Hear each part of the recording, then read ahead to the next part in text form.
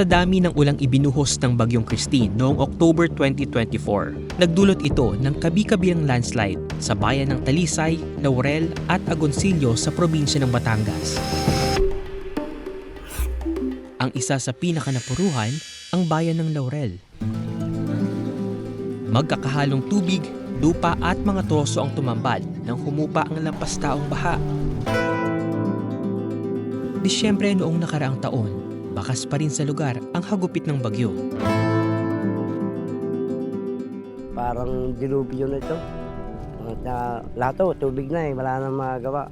Hindi na makakaliban ng inyong ka. Mataas na. Darasaga mabilis ko talagang takbo ng tubig. Marami po dito mga sasakyan, kotse, saka truck, mga tricycle. Dala ko lahat yun. Nadala dyan sa Pailog. 54 na ako nung nangyari to. Hindi mo sukat akalain na ganitong kalaki ang baha. Sa bilis ng pagtaas ng tubig, hindi na raw nila nagawang lumikas pa. Kung hindi kami umakit, talaga kami madadalang lahat. 3 oras kalati kami sa bubong. Mga bata iyakan na ng iyakan. Dasal na ng dasal, mga iyakan na silang lahat.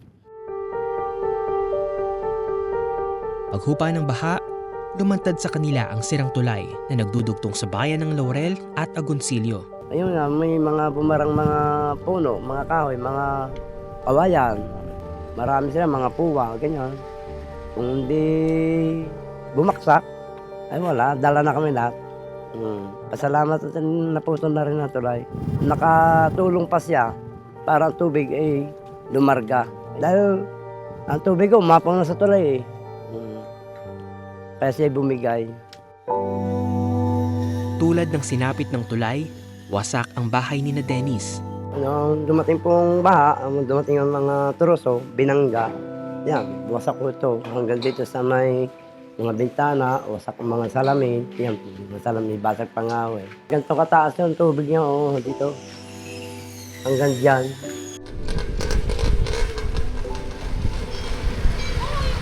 Yan po ang aming bahay. Dito naman po, dito po kami dumaan nung papuntang bintana.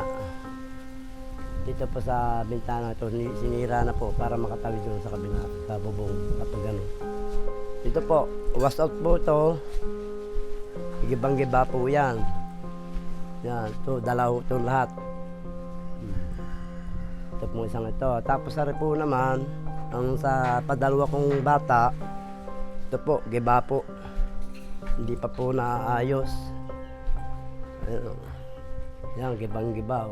Dito po pumasok ang troso sa dulo. Bukod sa pinsalang dulot ng baha, nag-iwan din ito ng higit 2 talampakan lupa.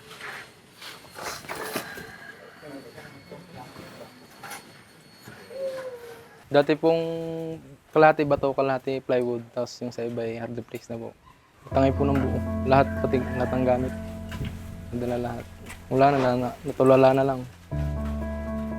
Dahil lahat ng gamit na pinaghirapan, nadala lang lahat.